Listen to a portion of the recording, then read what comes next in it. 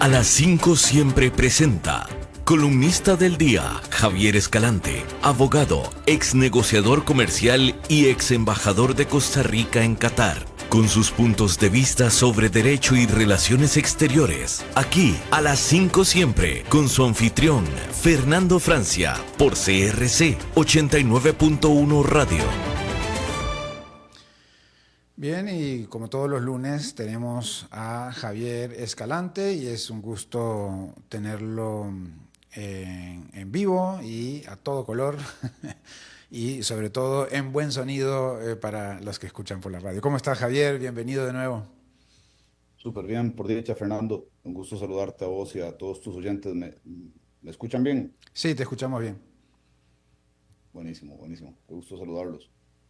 Bueno, hoy quería hablar un poco sobre algo que honestamente me preocupa y me preocupa mucho, Fernando. Me preocupa como ciudadano y me preocupa también como abogado y como persona que cree profundamente en la institucionalidad democrática de Costa Rica. Y, y me refiero a la polarización extrema y tal vez subrayo el extrema que se ha generado en torno al nombramiento de magistrados suplentes de la Sala Constitucional. Y quiero decirlo claramente, poner en riesgo el funcionamiento de la Sala Constitucional no es ni debe ser aceptable. No debería estar sobre la mesa y mucho menos convertirse en una disputa político-mediática. La Sala Constitucional no es una institución cualquiera, es la sala que conoce recursos de amparo, habeas corpus y otras acciones que protegen directamente, que nos protegen directamente a nosotros como personas, como ciudadanos. Para muchos costarricenses, la sala es el último recurso, es a donde llegan personas enfermas que ya no tuvieron otra opción, donde llegan privados de libertad, que pueden haber sido injustamente condenados o puede haber habido abusos en su condena, personas que sienten que el Estado les falló o que el fuerte abusó frente al débil, personas que no tienen otra vía. Y es por eso que su funcionamiento continuo es vital. Lo que hemos visto en las últimas semanas es preocupante, en mi opinión. Nombramientos entrabados, sesiones sin acuerdo, abandonos del quórum, votaciones que no avanzan, ausencia de estrategias de negociación y una sala que hoy opera sin magistrados, sin algunos magistrados suplentes, ¿verdad? Esto no es una discusión teórica, tiene consecuencias reales. Si un magistrado propietario, por ejemplo, se ausenta por enfermedad, impedimento, recusación, la sala puede verse limitada para sesionar. Y cuando la sala no puede sesionar, los derechos de los individuos, de los ciudadanos, no se resuelven. Los expedientes se acumulan, la justicia se atrasa, las personas siguen esperando. Y eso podría estar sucediendo muy pronto, ¿verdad? Es algo que es muy tangible, es una realidad que tenemos frente a nosotros. Y aquí quiero ser muy claro, porque no quiero que se entienda que estoy asumiendo una posición a favor o en contra de un grupo político. La sala constitucional, claro que no es perfecta, claro que se puede criticar, claro que se puede mejorar, se puede debatir sobre si conoce demasiados casos, podemos discutir si debería haber filtros más estrictos para los casos que recibe, podemos incluso analizar modelos comparados, como el de la Corte Suprema de Estados Unidos, por ejemplo, que selecciona los casos que conoce. Podemos hablar de que se les evalúe, podemos hablar de una mejor rendición de cuenta, podemos hablar de mejoras administrativas. Todo eso es válido, es sano en una democracia. Pero nada de eso justifica poner en riesgo la operatividad básica de la sala. Porque una cosa es querer mejorar una institución y otra muy distinta es debilitarla por la vía de la confrontación política. Y cuando este tipo de nombramientos de magistrados suplentes se convierten simplemente en un pulso de poder, el daño no se lo lleva a la sala como tal, se lo lleva el ciudadano receptor de esa justicia eh, que debería resolver la sala constitucional. Y aquí es a donde entra el deber de los liderazgos políticos. Los congresistas no son actores comunes, son líderes del Estado y están llamados a actuar con prudencia, con mesura y con sentido democrático e institucional.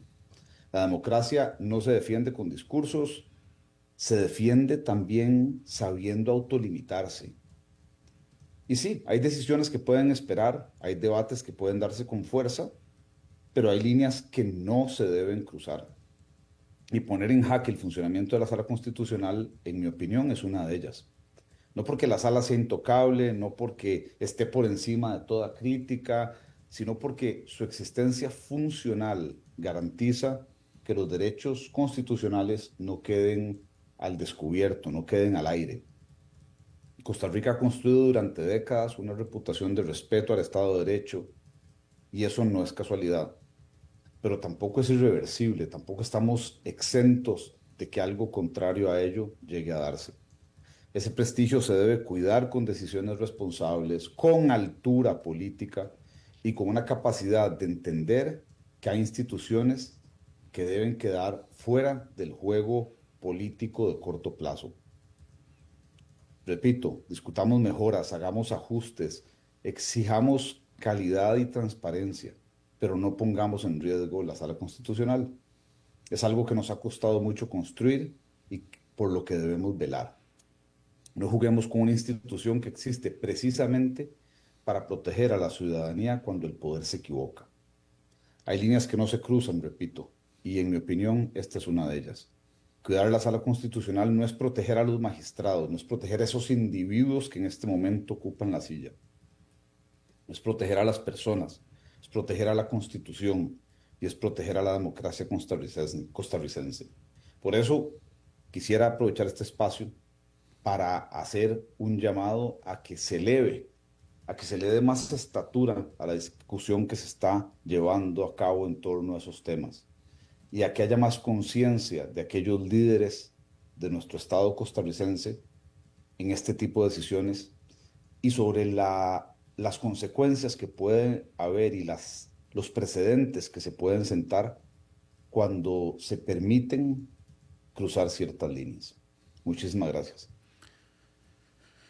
Javier, sí, qué importante lo que traes y mientras hablabas pensaba en los tres poderes de la República como tan importantes, tan importante que se relacionen entre sí, pero al final, el que de verdad hace que seamos una sociedad libre o incluso democrática, más que el Poder Ejecutivo o el Legislativo, es el Poder Judicial, que de alguna manera está en el corazón de la relación entre las personas y no se pone más sociedad que relación entre las personas, ¿no?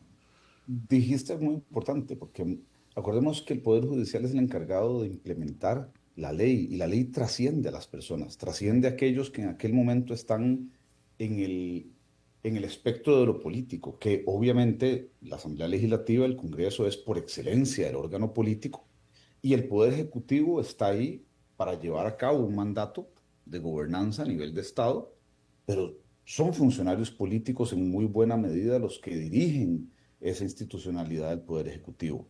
El poder, el poder Judicial está para defender algo que trasciende periodos políticos, está para defender algo que va más allá de la simple discusión partidaria o de posiciones ideológicas. Ahí están representada la Constitución, perdón, ahí está custodiada la Constitución, que es aquello que da origen a todo este orden en el que vivimos como sociedad. Y para cada tema específico, delegado de eso, en el tanto no colisione con la Constitución, cada una de las leyes. Y eso debe respetarse, debe cuidarse, debe haber muchísimo nivel en la discusión de quiénes van a sentarse en las sillas de las diferentes salas a interpretar esas normas y aplicar el derecho. Por eso me preocupa tanto que hayamos caído en este tipo de politización muy mediática también de este tipo de nombramientos. Y repito, y quiero que quede muy claro esto, no estoy diciendo que estén haciendo bien unos u otros. Cuando uno oye las críticas en ambas vías, uno dice, pucha, la discusión no se está dando a la altura que debería darse. Y la verdad es preocupante que a ese nivel en el que deberían estar nuestros congresistas no se esté teniendo conciencia de esto. De ahí el llamado que quería hacer este lunes, Fernando. Te agradezco mucho, un tema importante y muchas veces me parece que tiene menos prensa o menos o la gente no lo ve así a simple vista como lo más importante, porque se habla mucho más de presidencia, se habla mucho más de los diputados, pero finalmente el Poder Judicial, creo que de los tres poderes, no sé si se puede decir cuál es más importante que otro, pero sí, me parece que es muy importante.